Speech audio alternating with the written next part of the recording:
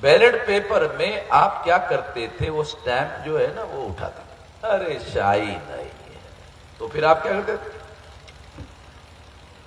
हाँ लग गया है, शाही लग गया है, और फिर शाही जो है वो कुत्ते के ऊपर ऐसा,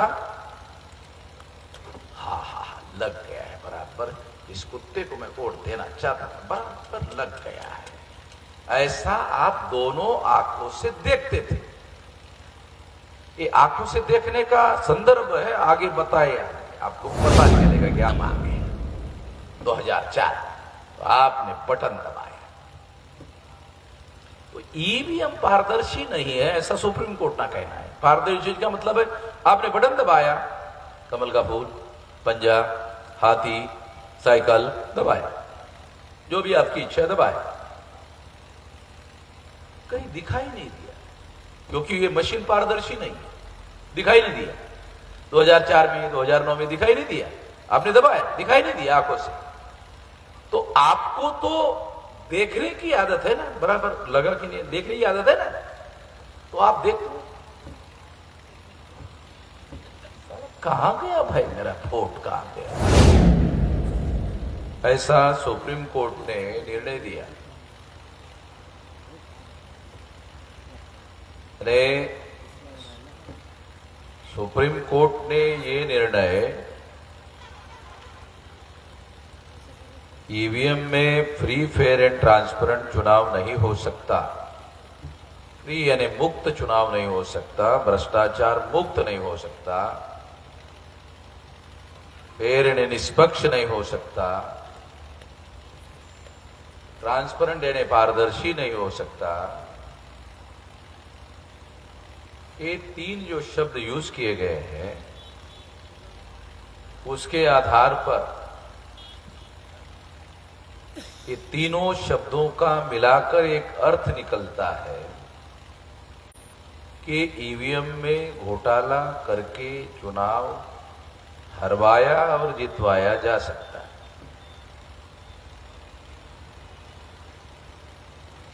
ये निर्णय भारत के सुप्रीम कोर्ट ने देने के पहले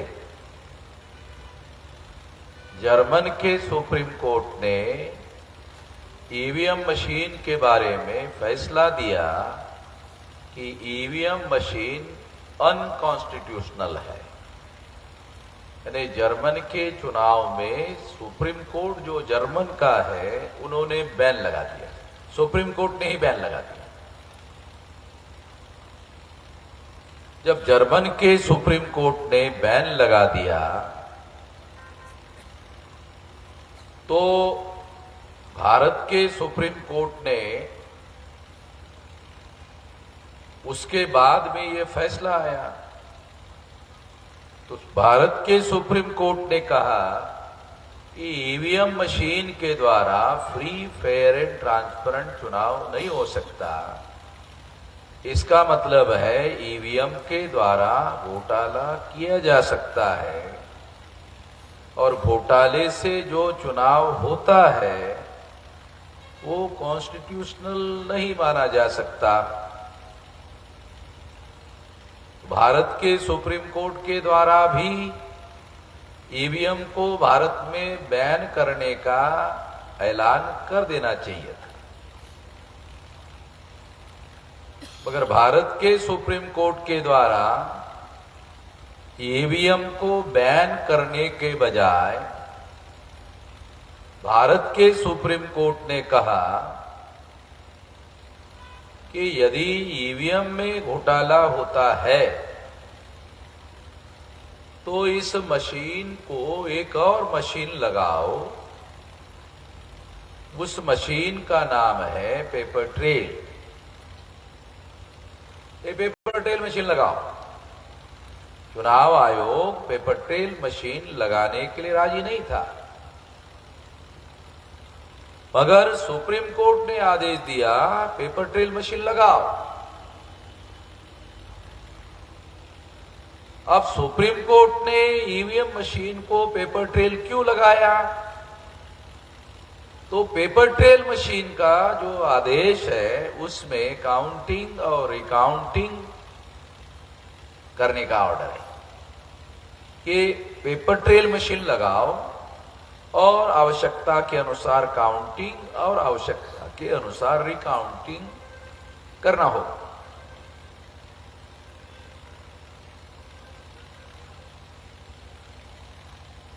अब हम लोगों को ये समझना होगा कि इस चुनाव में ईवीएम मशीन के साथ साथ अब पेपर ट्रेल मशीन लग गई है। 2 मशीन हो गई है, एक नहीं 2 हो गई। दूसरी महत्वपूर्ण बात मैं आप लोगों को बताना चाहता हूं कि जब सुप्रीम कोर्ट ने यह कहा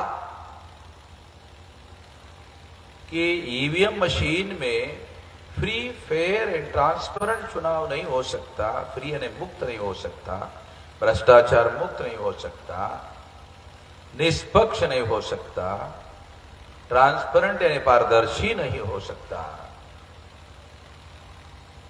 इसका तीनों शब्दों का मिलाकर अर्थ निकलता है घोटाला होता है, तो ऐसा सुप्रीम कोर्ट ने निर्णय देने के बाद कुछ लोग ऐसा कहते हैं, अभी भी कुछ लोग ऐसा कहते हैं, नहीं ईवीएम में कोई गड़बड़ी नहीं होती, ईवीएम में कोई गड़बड़ी नहीं होती है, कोई घोटाला नहीं होता है, ऐसा मानने वाले सभी लोग गधे की औलाद है।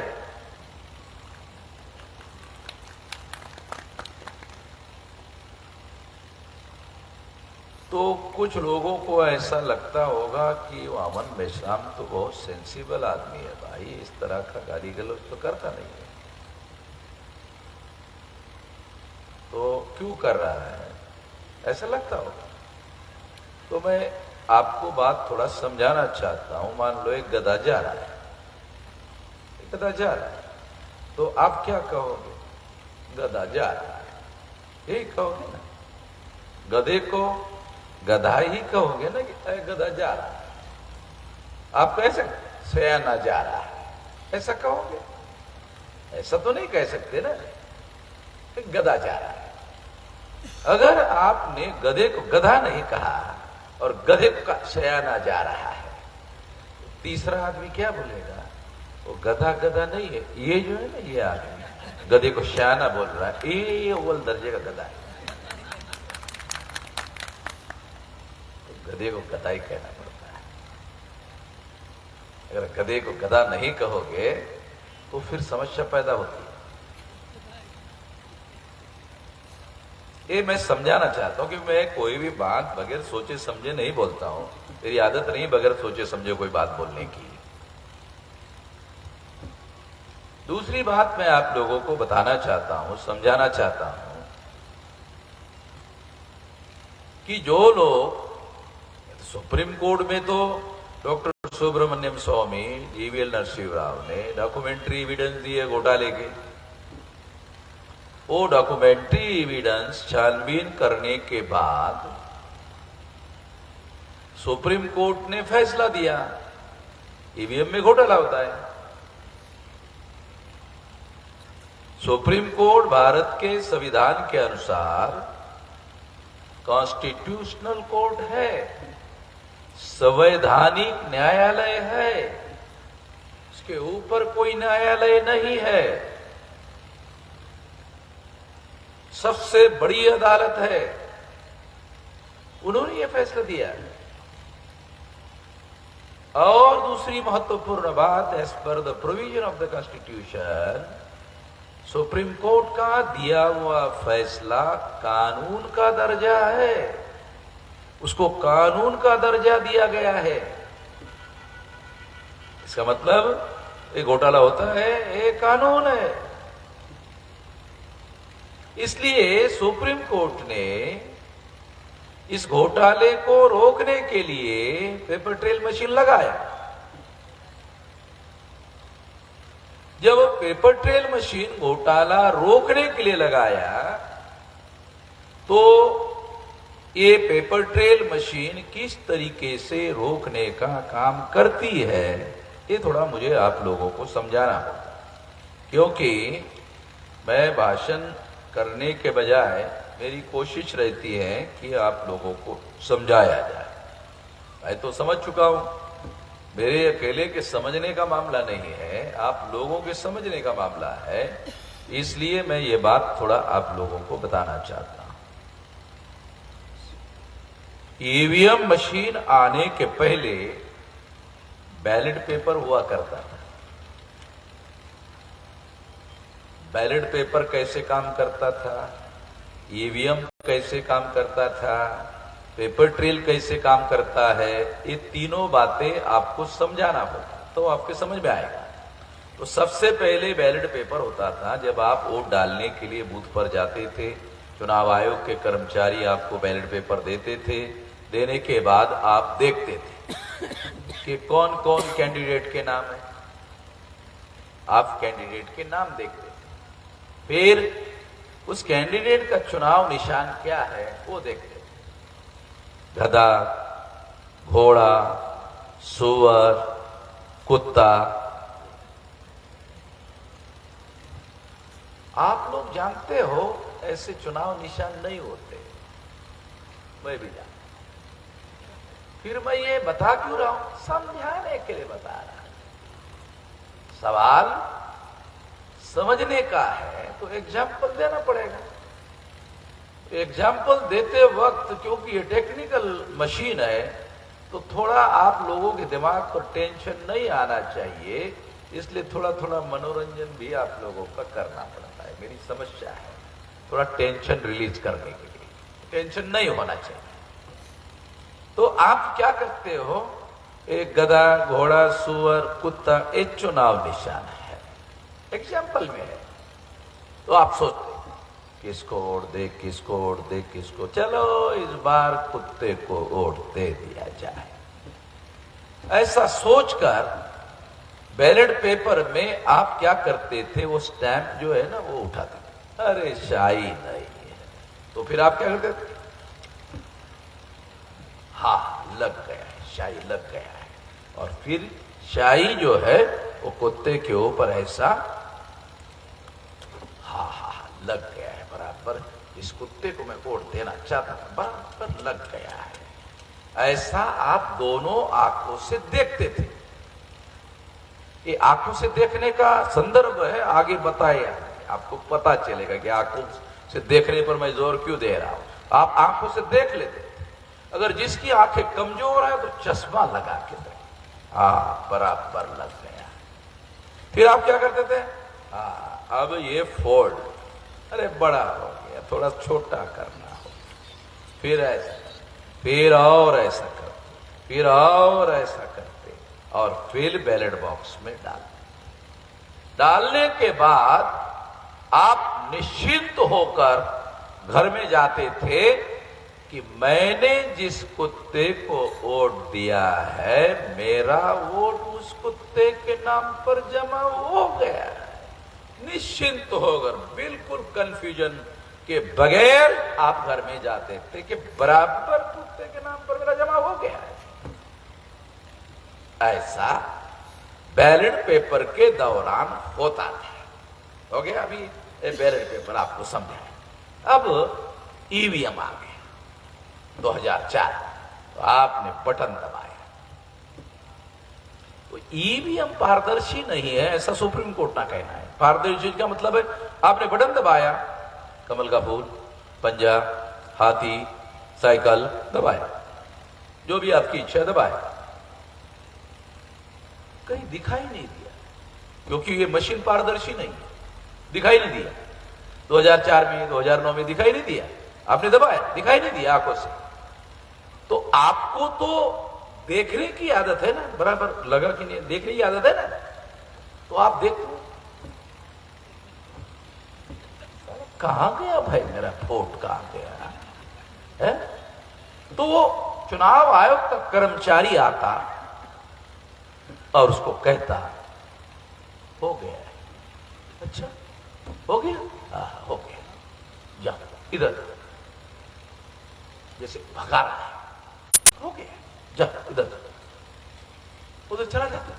जब जाता तो जैसे बैलेट पेपर के दौरान निश्चिंत होकर जाता था, अब क्या होता, अनिश्चित होकर, पता नहीं साला मेरा वोट जमा हुआ है कि नहीं हुआ है, कि किसके नाम पर गया है या किसके नाम पर जमा, अनिश्चित होकर जाता घर में। ठीक है, ऐसा ईवीएम मशीन के दौरान होता। अब ये ईवीएम मशीन का आपको बताया। फिर क्या हुआ, 8 अक्टूबर 2013 को 4 का चुनाव, 9 का चुनाव सुप्रीम कोर्ट में चैलेंज हो गया और 8 अक्टूबर 2013 को सुप्रीम कोर्ट ने फैसला दे दिया कि ईवीएम मशीन के द्वारा फ्री, फेयर एंड ट्रांसपेरेंट चुनाव नहीं हो सकता। और फिर फ्री, फेयर एंड ट्रांसपेरेंट चुनाव के लिए सुप्रीम कोर्ट ने एक और मशीन लगाने का आदेश दिया। उस मशीन का नाम है पेपर ट्रेल। वो 2014 को लगा। आप 2014 में बटन दबाने के लिए, जब आपने बटन दबाया तो आपको दिखाई दिया, 14 में आपको दिखाई दिया 7 सेकंड तक जो आपने बटन दबाया, पंजे पर लगा, फूल पर लगा, हाथी पर लगा, साइकिल पर लगा, 7 सेकंड दिखाई देता है। 7 सेकंड के बाद वो कागज का टुकड़ा जो स्टैंप लगाया हुआ है पेपर ट्रेल मशीन का, वो कट कर मशीन में गिर जाता है। कागज का टुकड़ा गिरने के बाद में वो बैलेट बॉक्स में जमा होता है। अब क्या हुआ आगे, सुप्रीम कोर्ट ने दूसरा जजमेंट दिया कि ये जो बैलेट बॉक्स में कट कर गिर गया है, तो जो कैंडिडेट चुनाव लड़ रहा था वो हार गया। तो सुप्रीम कोर्ट ने ऑर्डर दिया कि कैंडिडेट चाहे तो कलेक्टर को एप्लीकेशन दे सकता है और मांग कर सकता है कि मुझे ईवीएम मशीन का रिजल्ट मंजूर नहीं है। ए बैलेट पेपर, जो पेपर ट्रेल मशीन में कागज के टुकड़े गिर गए हैं, उन कागज के टुकड़ों की गिनती मुझे चाहिए। तो सुप्रीम कोर्ट का ऑर्डर है, हाँ गिनती करना होगा। हो गया। ये 3 बातें आपको बताया अलग अलग। अब उससे क्या हुआ कि ईवीएम मशीन में तो घोटाला होता है। वो जो आदमी हार गया, वो पेपर ट्रेल में जब रिकाउंटिंग हुआ वो जीत गया। ईवीएम में घोटाला हो गया था, पेपर ट्रेल में उसको ज्यादा वोट निकले। अब ये ज्यादा वोट क्यों निकले और ईवीएम में गड़बड़ी क्यों हुई? क्योंकि ईवीएम में दिखाई नहीं देता। दूसरा, ईवीएम में जब वोट जाता है तो उसका इलेक्ट्रॉनिक रिकॉर्ड होता है। दूसरी बात ध्यान रखो। तीसरी बात, इलेक्ट्रॉनिक रिकॉर्ड आंखों से दिखाई नहीं देता। क्यों दिखाई नहीं देता? क्योंकि बैलेट पेपर की तरह उसका कोई फिजिकल एविडेंस नहीं होता। ये फिजिकल एविडेंस है, ये भौतिक वस्तु है, इसका वजन है, इसलिए ये आपके आंखों से दिखाई देता है। इलेक्ट्रॉनिक वोटिंग मशीन में वोट का जो रिकॉर्ड जमा होता है वो भौतिक नहीं होता, वो इलेक्ट्रॉनिक रिकॉर्ड होता है, उसका कोई फिजिकल एविडेंस नहीं होता है। तो सारी दुनिया के एक्सपर्ट मानते हैं कि ईवीएम का जो रिकॉर्ड है वो ट्रांसफरेबल होता है। फॉर एग्जाम्पल, आपने ये मोबाइल पर कोई मैसेज टाइप किया और कामले के नाम पर भेज दिया, वो ट्रांसफर हो जाता है। ये इलेक्ट्रॉनिक इंस्ट्रूमेंट है, इसके द्वारा दूसरे के नाम पर ट्रांसफर किया जा सकता है। उसी तरह से इलेक्ट्रॉनिक रिकॉर्ड दूसरे व्यक्ति के नाम पर आपका वोट ट्रांसफर किया जा सकता है, क्योंकि उसका कोई भौतिक एविडेंस नहीं है। और आपको समझाने के लिए थोड़ा बताता हूं ताकि और ज्यादा आपको स्पष्ट हो जाए। ये इस पर आपने कमल के फूल पर स्टैंप मारा, इस पर आपने पंजे पर स्टैंप मारा। अब दोनों का फिजिकल एविडेंस है। पेपर ट्रेल मशीन से 2 कागज बैलेट बॉक्स में गिर गए। ये 2 कागज है। ये जो 2 कागज है, जिस पर पंजे पर स्टैंप लगा है, इस पर कमल के फूल पर स्टैंप लगा है। कमल के फूल पर लगा हुआ स्टैंप का पेपर पंजे में ट्रांसफर नहीं हो सकता। पंजे में लगा हुआ स्टैंप पेपर कागज कमल के फूल में ट्रांसफर नहीं हो सकता, क्योंकि 2 अलग अलग कागज है, अलग अलग स्टैंप लगे हुए हैं और रिकाउंटिंग में, गिनती में पकड़े जाएंगे अगर आपने मिक्स करने की कोशिश की, क्योंकि अलग अलग फिजिकल एविडेंस है। रिकाउंटिंग में ये पकड़ा जाएगा।